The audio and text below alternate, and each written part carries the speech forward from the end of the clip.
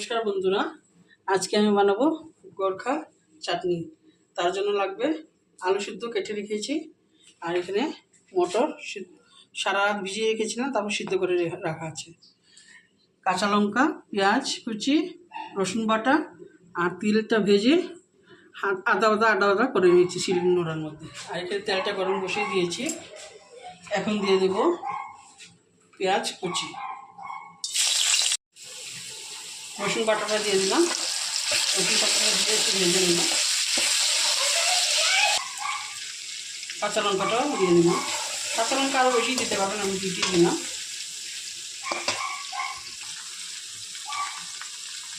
এখন নুনটা পরিমাণ মতো দিয়ে দিলাম।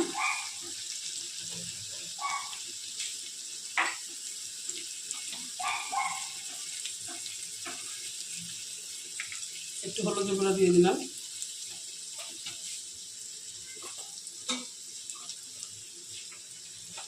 লঙ্কার গুঁড়ো যতটুকু ঝাল লাগবে ততটুকু দেবেন। দিয়ে একটু ভেজে নেবেন। গ্যাসটা কমিয়ে রাখবেন, নাহলে মশলাটা পুড়ে যাবে।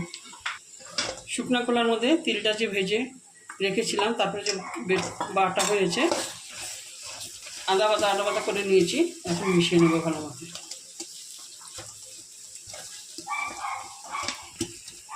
ভাজা হয়ে গেছে। এখন মটরটা যে সিদ্ধ করে রেখেছিলাম দিয়ে ভালো মতো মিশিয়ে নেব। আর সিদ্ধ করা আলুটাও সঙ্গে দিয়ে দিলাম। আর এই পর্যায়ে এখন গ্যাসটা অফ করে দিয়েছি, কারণ লেবু আর তেঁতুলের জলটা একসঙ্গে মিশিয়ে দিয়ে দিলাম। দিয়ে রাখতে ভালো মতো নাড়িয়ে নেব। আর এই চাটনিটা আপনি ডাল ভাতের সঙ্গেও খেতে পারবেন, রুটির সঙ্গেও খেতে পারবেন। আর চাটনিটা এখন রেডি হয়ে গেছে। ভালো লাগলে অবশ্যই একটা লাইক, শেয়ার, কমেন্ট করবেন। Thank you.